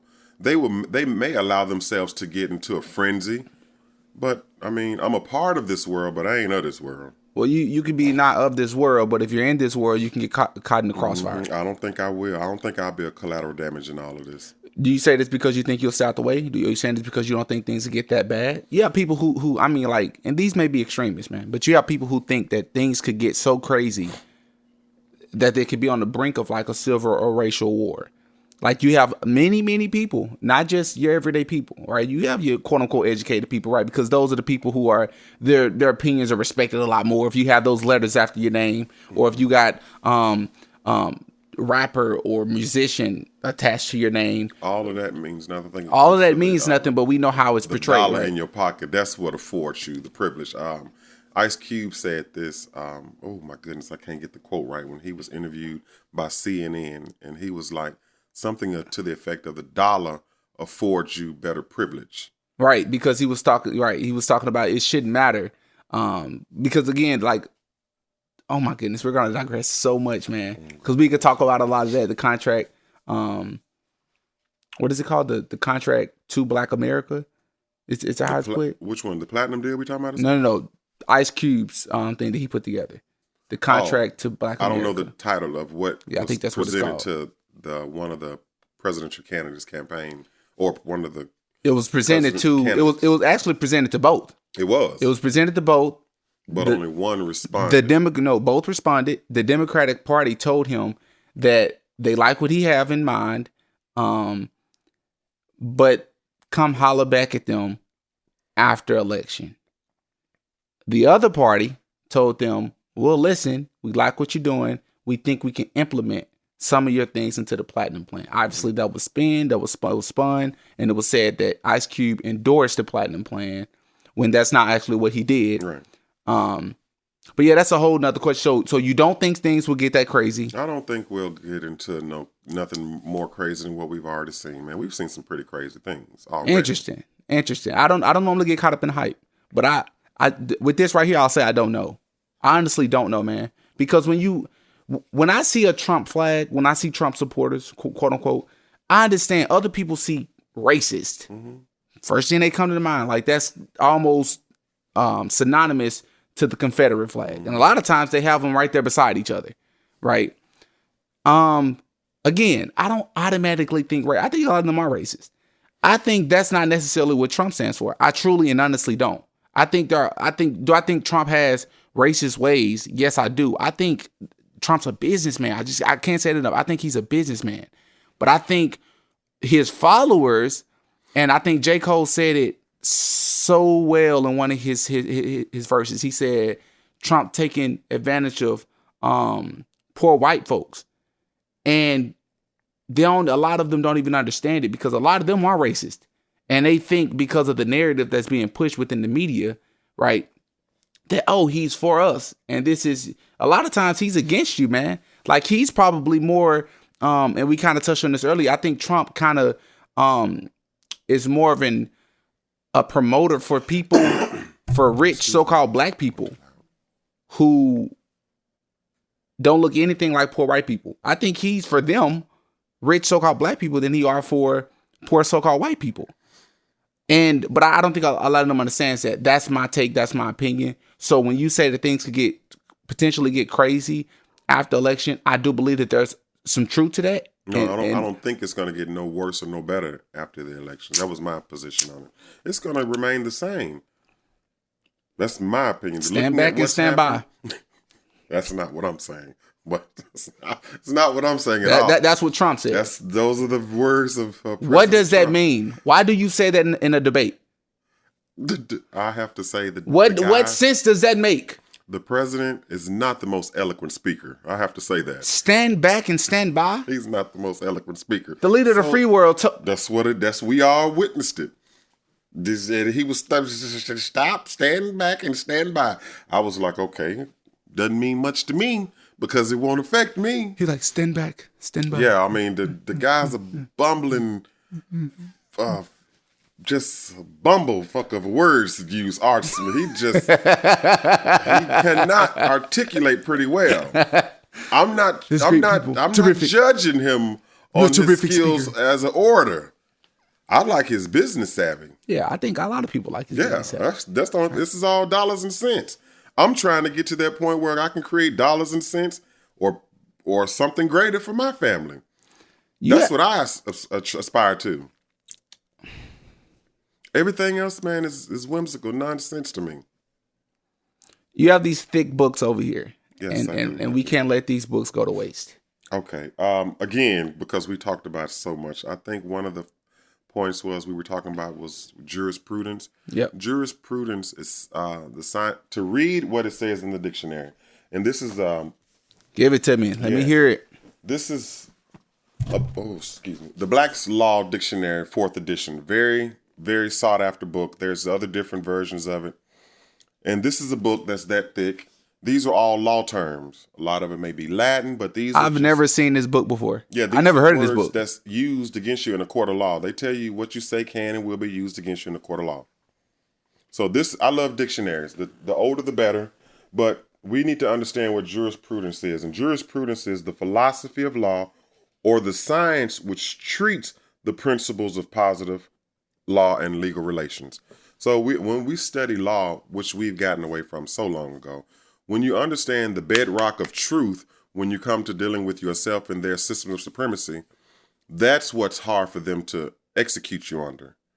But now we're dealing with a rogue system, judicial system, that you can give these magistrates or magicians, or we call them judges. They'll see the truth and they'll still go contrary to the truth, because now you have these people now that were yesteryear they were Klans members. We don't see them walking around with sheets. Absolutely not. So now they've disguises. already changed the game. Okay. And I was just to dovetail what I was going to say earlier, to show you a system of supremacy. And I made the point, when the move is made in this system, is to last 100 years, to walk you through what happened. After Emancipation Proclamation, you had so-called free men and women. But your system was already working in place where they had the black code laws or the black Christian codes or the peonage laws, where now you're no longer in the field. The system said, well, hold up. Now we just got so-called free Negroes walking around. Let's give them a vagrancy charge. So if you're just walking around without a paper to say I have a job, you go get locked up on a convict farm or the penitentiary. And they would lease you out back to your former slave master, and they would rent you out, which they call convict leasing. So you got emancipation, you got convict leasing. That don't work. We figured that out, some of the abolitionists of the time. Let's change the system again. So now they have the Jim Crow laws. So now you have this whole separation thing, but we still getting killed from emancipation to Jim Crow. Now, after Jim Crow, you have this new system, what we'll give it the crime bill as the landmark point. Now they can say, we gonna find a way to keep these people still enslaved. A beautiful book, Michelle Alexander, The New Jim Crow and the Age of Colorblindness. She walked through that whole timeline of how your adversaries have always been 100 years ahead of you. Right when you think you're coming out to see the light, you already got a new system to keep you subjugated again. But we don't understand that. So as a Moor, and people need to understand, we just getting back down to the basics of who we are before we lost our righteous mind. Understanding jurisprudence, if you have to go into the system, court system. See, that's why I say, I don't worry about these police officers being gunned down, because I'm understanding and operating on a different mindset. I understand that these police officers have a nightstick, they have a taser, they have a sidearm, and they have a rifle. Somebody has given them a lot of authority to kill. I respect that. I don't have to qualm. I ain't got no qualm with you. Give me the citation or arrest me. Just let me get in front of your big brother or the judge, because I know y'all all working together. And when I get in front of that judge or that magistrate or that magician, I know how to handle myself in front of him. That's what we need to learn. That'll keep or prevent some of us from getting killed in this war when we encounter these security guards, or y'all call police officers. We have to teach our men and women how to handle that, up to the point of saving yourself by any means necessary. But are we mentally prepared there? Because another system is religion that we've been mentally traumatized with through imagery. A lot of people not gonna be ready for this segue. That's fine. But again, we have that law book, and I have to show this one too, because the book is titled Papal Sin, a great book. And one thing that the book talks about in the Catholic Church, Catholicism, the church, it talks about the how women are treated in the Catholic Church, and it also, of course, talks about that dirty little thing of the molestation in the Catholic Church. But and I knew this monk when I was in grade school, the name, or maybe junior high, Thomas Aquinas, but I got to read this caption out of there. And I had just had a court case, and it showed me how you can present the truth and how they may buck it, or how they may succumb or yield to the truth. But Thomas Aquinas said this. Say it to the mic for me. There is such a thing as cultivated ignorance, ignorantia affectata, an ignorance so useful that one protects it, keeps it from the light in order to continue using it. This kind of ignorance is not exculpatory, but inculpatory. It is a willed ignorance, though an unconfessed one, certainly in a time that demands intellectual honesty with special emphasis. To remain oblivious to the most basic questions concerning dishonesty is to disqualify oneself from serious exchange with one's peers. That's what Thomas Aquinas said about ignorantia affectata, Latin term. But you need to be able, if you can't yield to the truth, you really shouldn't be participating in nothing, no more ever, when it comes to a standard of operating in a judicial system. So again, that speaks of one vital piece that must be reorganized.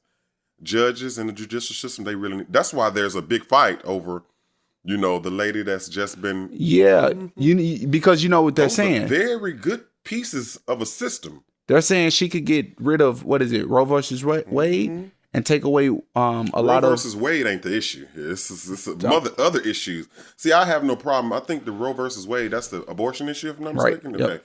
I don't care about that. I'm bigger thinking than that. But the premise. You're not saying you don't care about the argument about abortion. Yeah, I don't care about that. What a woman decides to do, I have no right. I want to clear that up. I'm going to say this. We in my house, I cherish everything I make. So an option of getting rid of it, it's not mine, but I'm definitely not going to be talking about you need to. I'm not going to be planting the seed of thought of we don't need this because we made this. We intentionally did this.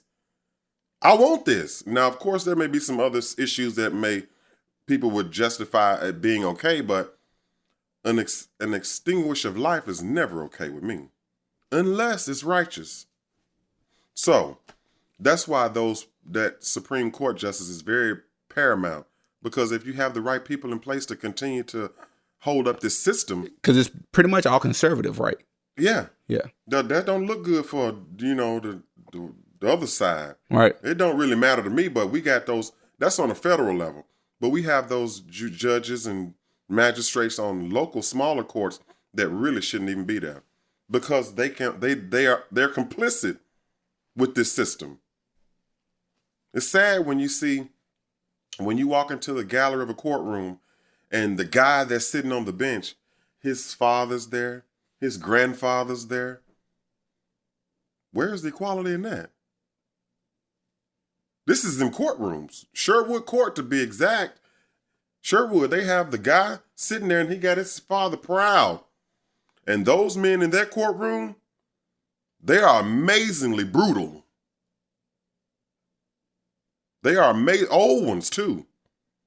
And when it first happened to me, all I felt was like, oh my God, this is like antebellum South up in here. I love it though. What'd you experience, to be exact? Okay, I had a court case up in there and just trying to present the truth to this man. They don't want to hear this. What do you mean trying? Like, did you have a book or something? No, I'm putting spirit of truth on this matter. They don't want to hear that. They don't want to hear that. Look, if you come up in here too much, this is not a fair and public hearing when you can tell people you can't come in here. Now I understand the judge have the prerogative right to close the court, but we talking about just normal open court. You can only come in, your person can't come in with you. If you really ever experience Sherwood Court, it really have it set up like a slaughterhouse. You're lined up against a wall, you're marched around in front of that magistrate, and you walked out after he executes you. And next, it's a sick-looking system. But it's a system nobody is interested in. There was an article about this magistrate. It was called Blood from a Stone in the Arkansas Times. The article was about this particular magistrate and his wife, because apparently all hot check issues go through Sherwood Court. There was a particular issue with a $200 fine ended up turning into $2,000 fine. And anybody that was on probation, you had to go through, get an ankle monitor. And the ankle monitor was set up by a company his wife ran. So it was a racket.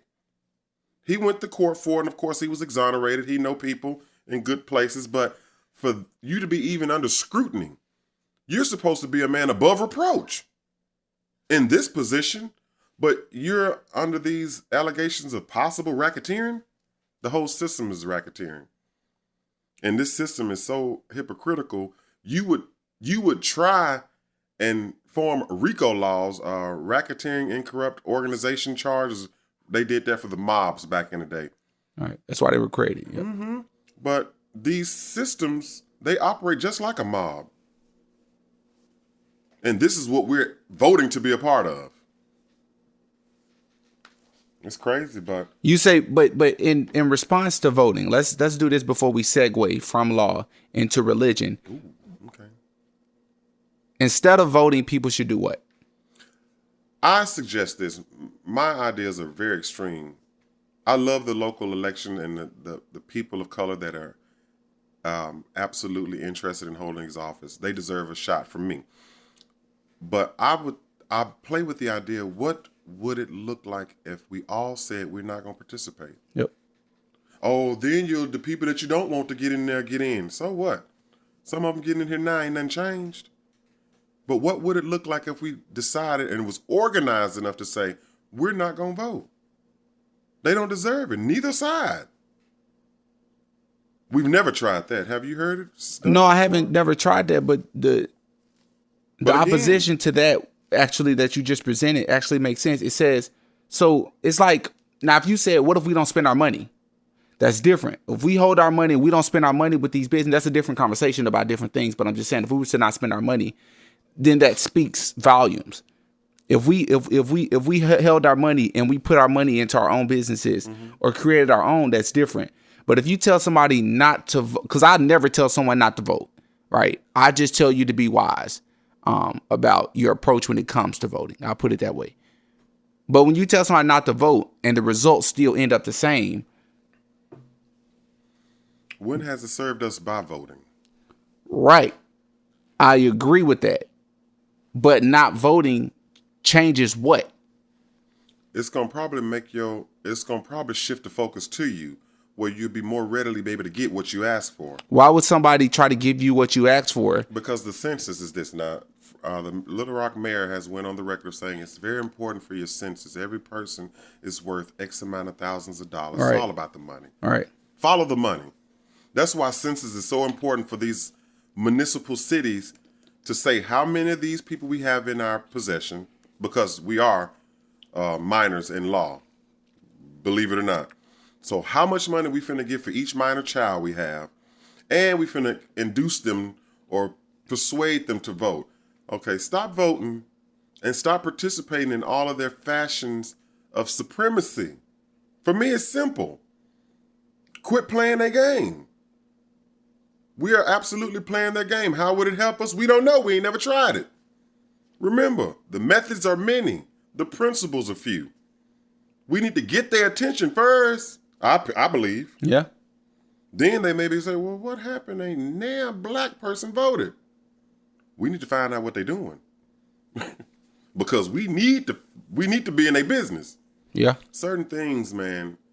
Well, again, this would require an amazing amount of organization for us to galvanize to be able to orchestrate that. This is just an idea for me.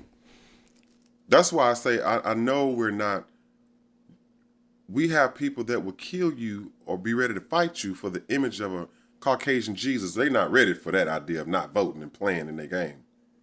So I know that when you can't distinguish what oppression look like in an image in religion, you sure enough don't know what a political play look like. So, Do you think religion, as people know it today, is used against them? yes. In what way? I mean, that was a given question. I think the answer is definitely yes. We yes. do not read in the book of Revelation that gives a description of a man. It does not look like the image of Caesar Borgia that we have on grandmother wall and grandmother before her wall. Oh, you mean the Caucasian Jew? Yeah. Or the Caucasian person with the blue eyes and long black and the hair? beautiful Hawaiian silky perm.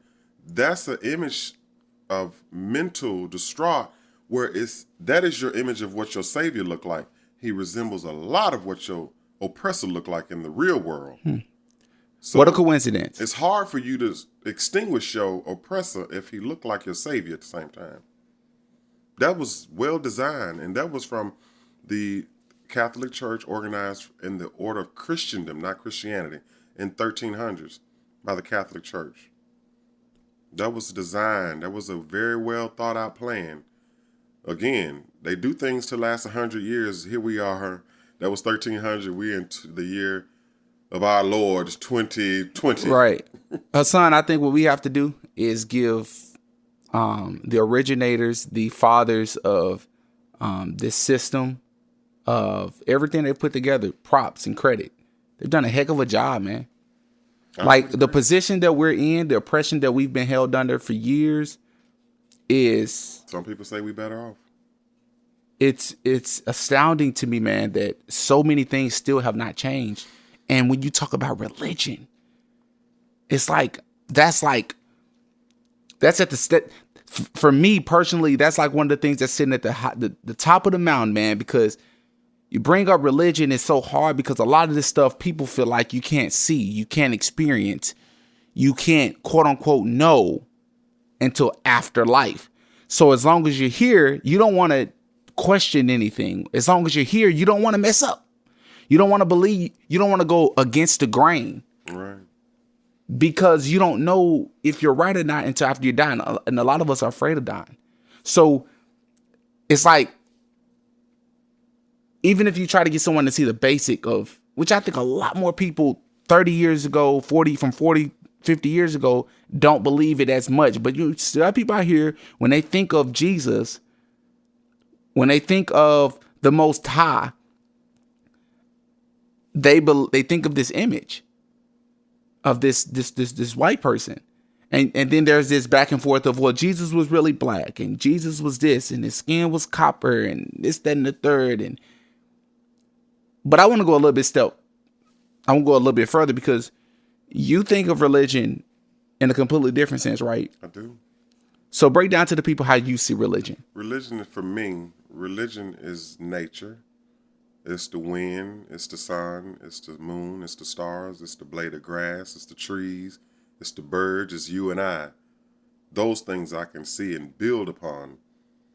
If I look at the book, and I'm talking about the Holy Bible here, and when I do read the story, I love to read the King James Version. The older ones, the better. In the beginning of the book, I'm not talking about the book of Genesis, which is a book that came later after Exodus, if you do the historical research on that. Exodus used to be the first book, but then Genesis, because I didn't know that. They wanted to figure some things out with telling your story, or a story, excuse me. But when I say read the beginning of the book, I'm talking about the beginning. Usually in a story, if we read in a book, you get a preface. You finna be reading XYZ. But in the introduction or the preface of the Bible, the book uses words like we're finna describe. In the older book, if you can find an old King James Version, it will give you words like we're finna talk about metaphors, symbolism. We're finna talk about allegory. Now, if I go back to my English cap, when I was in school, I put those words on. I'm knowing those things are not fact. We're talking about something else on a different level. So I don't think we've ever found the bones of Jesus the Christ. I don't think we've ever found the bones of Moses. These are prominent figures in this book. Where are the bones? That's proof I can say, oh, okay, maybe this is real. Now, again, I have to go back with what I seen and what I revealed to myself as truth. When I was younger, there used to be a store called Books A Million, BAM. Used to be the major store. Now Barnes & Nobles is running things. That book, and I was raised Pentecostal. Don't nobody love Jesus more than Pentecost except for Church of God in Christ folk in the black community, so-called black community. So when I saw that book, just meandering through the bookstore, and that religious book was in the fiction section, that presented to me in psychology what we call a cognitive dissonance. Mm-hmm. I thought that this was a bedrock of truth, an actual true book where these things were real. In my mind, I really did think a man turned water into wine, even though I never seen it. And I thought that same character walked on water. Never seen that either. But I was so mentally ingrained in my beliefs, which is not truth. I was so deeply ingrained in my beliefs, I thought all those things were true until my righteous mind come into effect and I started questioning, is that scientifically possible? Don't you question. People don't like it. You're not supposed to ask questions. Mm-hmm. That's why we will always face our detriment to this end and to possible extinction. Even though certain other books will say this, there is no beginning, there is no end date to a man that looked like you and I. No, they don't know when we first started working the earth. They have hypothesis on it. And when we were in school, in science, they gave us what's called Mendel's Law, where I believe when I was in school, we used to call it the Punnett squares. Yeah. Where you Yeah, we had talked white about this. flower and the red flower. Right. And you would cross-pollinate. They were showing us a truth then through dominant genes, those things. That's a truth that they was trying to show us then. You people been here for a long time. When I say you people, I'm talking about people of color now, or so-called Negro, Black, color, and African American. They don't know when we're going to end. I think our adversaries know that there is a specific expiration date for the so-called Caucasian and so-called white people in America. And that's not to be cruel. That's just science. There's articles about what the nation is going to look like in 150 years. And they have this image of some beautiful high yellow, we call high yellow black people with beautiful hazel eyes, but they don't look absolute Caucasian or Anglo-Saxon. That's science. That's not me. I didn't do that. So that promotes why, and Dr. Frances Welshing said this in her book. I believe it was the ISIS Papers, the book she wrote. They understand why a system is needed to keep a people oppressed, because we're extinct. This is the system of white people talking. We dying out. I have to keep these people under my thumb or in servitude. That's what religion system of supremacy helped build that. That's one block of it. It was a beautiful job. Like I say, you have black people that will cuss you out, fight you for their image of white Jesus and tell him he's not really white. But again, I know you're not reading the book, Negro, because in here it describes somebody that looked like you and I. But you rather somebody tell you the book, and you miss the high knowledge in the book. Yo, let me ask you this real fast. If you think religion is nature itself, which a lot of people would agree with that. If you think that's what quote unquote religion is, yet you have this book that's been altered or manipulated, if you will, in order to fit a narrative. If religion isn't real to begin with, why would you go through all that trouble to do all of that? Why would you leave information in there that says that Jesus was a so-called something that wasn't Caucasian? Why would you leave that?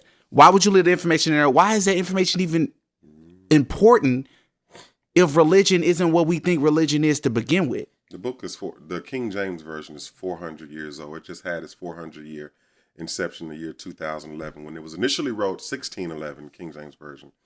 So the book, when the divine word was given to those that are so-called Jews, and I don't want to linger on that point too much, when the book was revealed to them in that revelation, they saw that their own end was in that revelation. So it would benefit me to change and alter the book to my version. So I have a problem, even though I subscribe to the King James Version. A version is just that. It's not the truth. It's a version.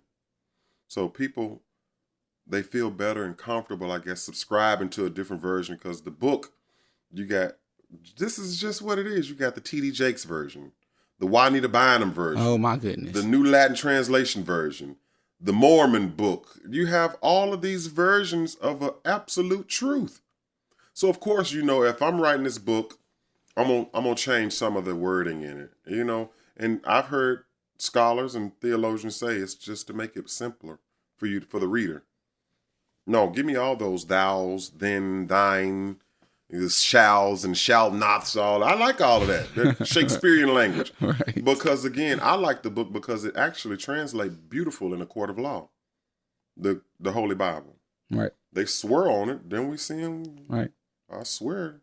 Now they also use the Quran, but they'll never want you to read the Holy Quran. I didn't know that. Yeah. I didn't know they also use the think Quran. Barack Hussein Obama, he swore on the Quran. But he's not Muslim though, right? But there's a beautiful truth in the Quran. They say the Bible is a history book. It's a history book. It's a law book. It's an astrology book. It's a book of numerology. It's all those things. But we just see it as a saving grace book that we sing to. Oh my God. It's crazy. It's almost insane, man, to see people like that. I don't demonize them. I don't judge them, but I just understand you don't understand. You don't have the key to the book. The Kabbalion will help explain some of that to you in that book.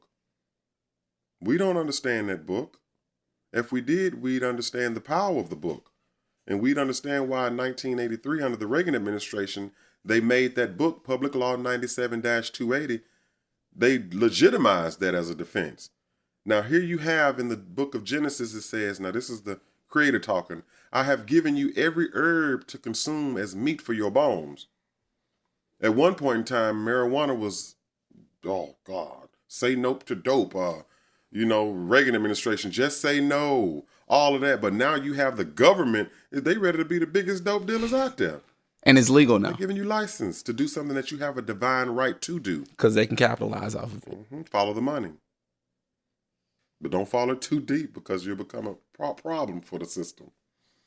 I have to honestly say, this system must be done away with. So if you see me as a problem, that's fine. I'm not afraid of it. Everybody has this appointed moment in and out this earth. So I know one thing for my children, that's what make me so avid about trying to make certain things change in this system. That cannot go on. I can't afford to have my son playing in his community on his bike, and just because how he looks, somebody may see him as a threat. That has to be done away with.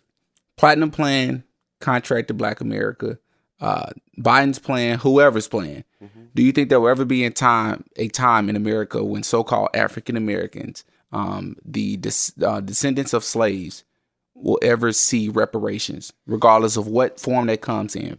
Whether it comes in financially, whether it comes in land, laws being changed, the system being changed, broken down, rebuilt. Do you think reparations will ever come for so-called Black people? I don't like the word reparations. I like the legal term. Reparations is a legal term as well. I like the term restoration. We need to be looking at being restored via land, via our own system of government, because you absolutely have to understand we are our own separate nation of people. The founding fathers, they were only a dispensation to have 13 states. Somebody in their arrogance decided we're going to cross the Mississippi. We're going to cross over into the Rockies. That was high treason committed again. So again, once we study that, and you may need to start understanding, you need to push your adversary back where they belong, possibly to their own continent. Okay.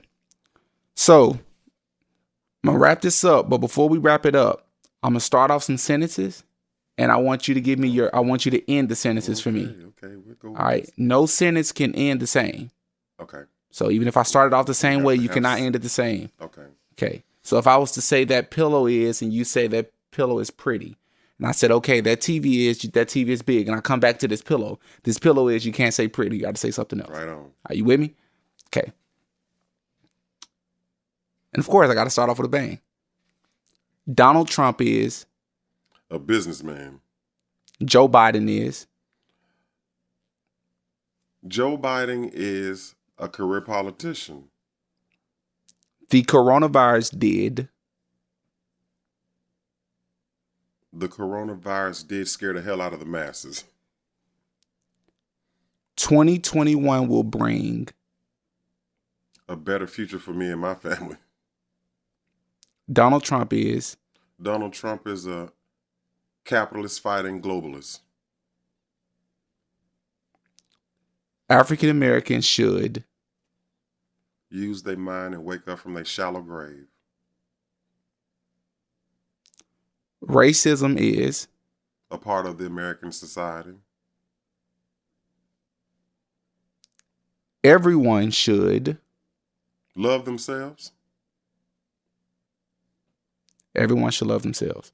At the end of the episode, I give a shout out to a book, a movie, an album, book, movie, album, or a song. I want you to pick one of those categories and give a shout out to whatever you so choose and tell us why. Off the top for me, talk to the camera for me. I have to give it the latest album for Kim. That Lie to Me song is a beautiful song to dance with your lady. It says everything that a man feel about his woman. Lie to Me? Yes. By Kim? Kim. Kim who? And I can't stop loving. He keeps the soul of rhythm and blues alive. People like him. Oh, Kim. K-E-M. I'm thinking you said a woman. K-I-M. No, I love Kim. Oh, yeah. I love Kim. New one, Lie to Me. Boy, How new is this? It's I want to say maybe 5 months old. Maybe. Wait, but the His album, it's a great track. do you have a favorite Kim song? Right now, it's a lot of me. Man, I hadn't heard that, but I love You his can't go music. wrong with Kim, man, and Maxwell. And all Love of Calls. those. You see what I'm saying? But- That's the type of music where you can honestly, just vibe after a hard day. A man come home from working in this crazy world. You come home throwing some good music like that. If your ladies around, grab her by her waist and slow drag on the floor with them. All right, I got one more. Yes. The 2020 election will. Am I supposed to end this one too? I want you to end this one. Oh, the 2020 election will show the mindset of the masses of us. It's going to speak volumes, the results of that election. Okay. A Lot of Me by Kim. It's 2020 record. Go check it out because it gives you the ability to dance with your woman and it has a rhythm and it's a bunch of different things. Beautiful. I mean, I can't speak highly enough of it. It's just, it's a beautiful groove. It's a beautiful groove. And the lyrics is awesome. As always, it's Kim. As always, it's Kim. Say less. All right, y'all. That's going to wrap up this episode. Peace.